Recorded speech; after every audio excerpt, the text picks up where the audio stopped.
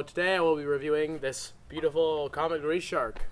Alright, the specs. It is 38 inches long, 9.875 inches wide at the widest point, and it has a rather large rocker of half an inch. It has two wheelbase options. The closer one is 28 and the farther one is 29 inches.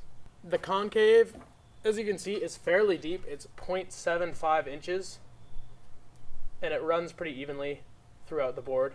And it is a whopping 10 plies thick. Right now I am running some 10-inch 50 calibers with ABEC 11 flashbacks 84A. In the trucks I'm running Riptide bushings. I have a chubby deck side and a barrel roadside. This board is designed for downhill and freeride.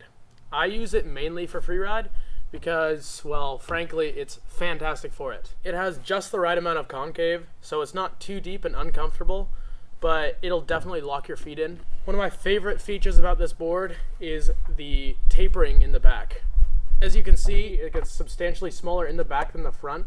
This allows you to move your foot back and forth a lot easier on the back of the deck for different slides. As you can see, it is a breeze for long standies. Wait. Oh.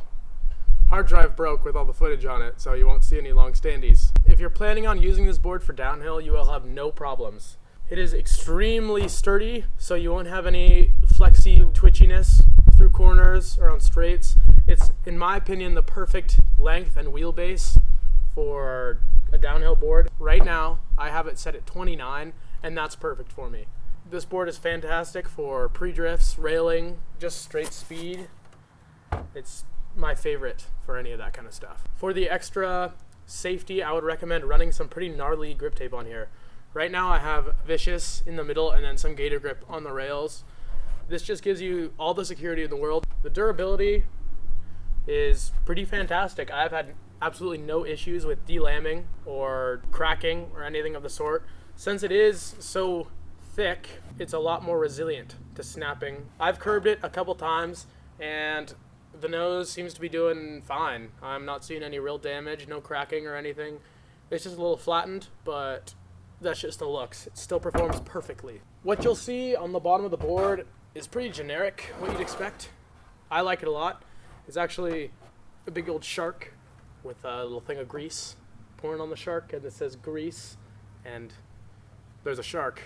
So it's a grease shark. And as you may also see, there's pretty huge wheel wells. I haven't had a single issue with wheel bite, even running bigger wheels like 77mm race forms. Overall, this board will get you everywhere. It's awesome for downhill, awesome for freeride. I can almost guarantee you will not be disappointed, even if you're coming from a completely different style of deck.